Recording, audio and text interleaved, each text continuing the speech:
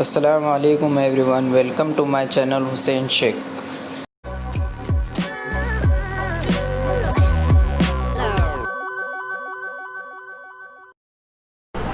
Student, आज हम देखेंगे ज़िमनी सेट सबसेट किसे कहते हैं। अगर ए और बी दो सेट है और सेट बी का हर रुकन सेट ए का भी रुकन है, तब सेट बी को सेट ए का ज़िमनी सेट कहते हैं और इसे बी बिलोंग्स टू ए अलामत से ज़ाहिर करते हैं। इसको बी ज़िमनी सेट ए या बी ये ए का ज़िमनी सेट है पढ़ते हैं। स्टूडेंट, मिसाल नंबर 1 देखते हैं। ए सेट इस तरह है कि इसमें अरकान 1 से लेकर 8 तक है और बी सेट में अरकान 2, 4, 6, 8 इस तरह के अरकान मौजूद है। यहाँ अगर हम दोनों सेट में मवाजना करें, कंपेयर करें, तो यहाँ हम देख रहे हैं कि बी के जितने भी अरकान हैं वो सभी अरकान ए सेट में मौजूद है। यहाँ हम कह सकते हैं कि बी का हर रुकन सेट ए का भी रुकन है, जैसे कि 2 बी सेट में भी मौजूद है, ए सेट में भी, 4 बी सेट में भी मौजूद है, ए सेट में भी, इसी तरह से 6 और 8 ये अरकान बी सेट में भी है और ए सेट में भी। यानी हम इस बिना पर बता सकते हैं कि बी का हर रुकन ए सेट का भी रुकन है। इस बिना पर इसे लिखा कैसे जाता है, आइए वो देखते हैं।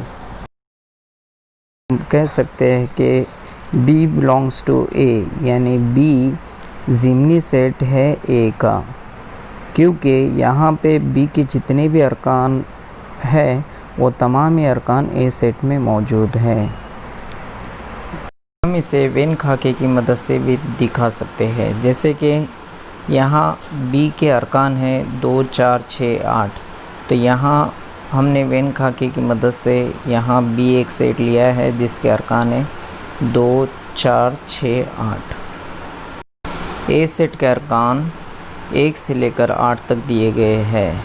हम उसे वेन खाके की मदद से इस तरह से लिखेंगे कि ए सेट के अरकान, चूँकि बी सेट के अरकान हम लिख चुके हैं 2, 4, 6, 8, तो उनको छोड़कर जो अरकान बच जाते हैं, जैसे 1, 3, 5, 7, हम उसे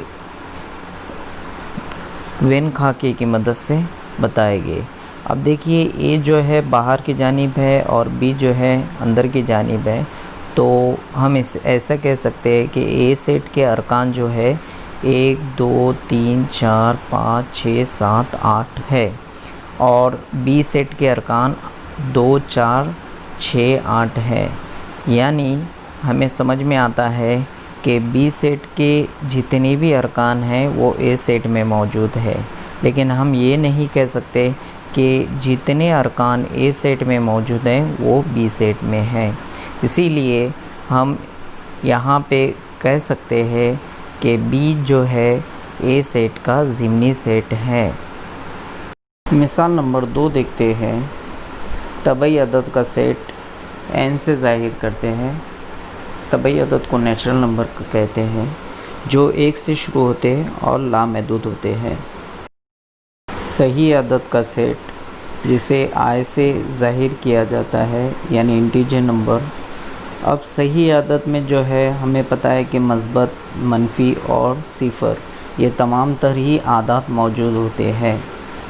अब जिसमें अगर हम दोनों को मवाजना करें तो यहाँ पे तबई अदद 1 से शुरू होते हैं और जो सही अदद होते हैं वो मस्बत और मनफी दोनों भी होते हैं।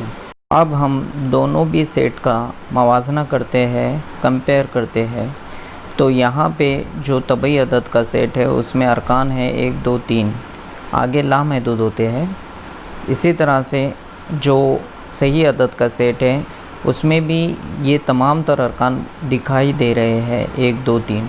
यानी इस बिना पर हम बता सकते हैं, कह सकते हैं कि तबई अदद ज़िमनी सेट है सही अदद का, जिसे हम n बिलोंग्स टू i इस तरह से लिख सकते हैं क्योंकि हमें मालूम है कि तबई अदद सही अदद भी होते हैं।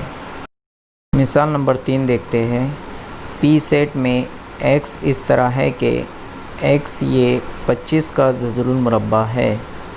सेट S में y इस तरह दिया है कि y बिलोंग्स टू I, यानी y जो है सही अदद को ज़ाहिर करता है, जिसमें y की जो कीमत रहेगी वो नफ़ी 5 से लेकर मस्बत 5 के दरमियान रहेगी, यानी नफ़ी -5 <= +5। यहाँ पे दोनों भी सेट इबारती सूरत में दिया गया है।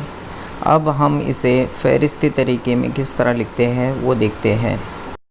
फ़हरिस्ती तरीके से पी सेट को लिखेंगे p बराबर मस्बत 5 और -5, क्योंकि हमें पता है 25 का जज़रुल मुरब्बा एक मस्बत 5 मिलेगा और एक -5 मिलेगा। इस तरह से दो अरकान हमें पी सेट से मिलते हैं। फ़हरिस्ती तरीके से एस सेट को लिखेंगे नफ़ी 5, नफ़ी 4, नफ़ी 3, नफ़ी 2, नफ़ी 1, 0, 1, 2, 3, 4, 5, क्योंकि इसकी कंडीशन यहाँ दी गई है।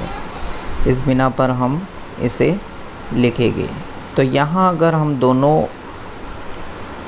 दोनों भी सेट को अगर हम कंपेयर करते हैं, मवाजना करते हैं, तो हम देख रहे हैं कि पी सेट के जितने भी अरकान हैं वो तमाम तर अरकान एस सेट में हैं। इस बिना पर हम कह सकते हैं कि पी ज़िमनी सेट है एस का, जिसे हम इस तरह लिखेंगे P बिलोंग्स टू एस। मुझे उम्मीद है कि आपको ये वीडियो पसंद आया होगा। इसी तरह के वीडियो पाने के लिए हमारे चैनल को सब्सक्राइब करें और लाइक करें, शेयर करें, साथ ही साथ बेल आइकन को दबा दें ताकि न्यू नोटिफिकेशन आपको मिलती रहे।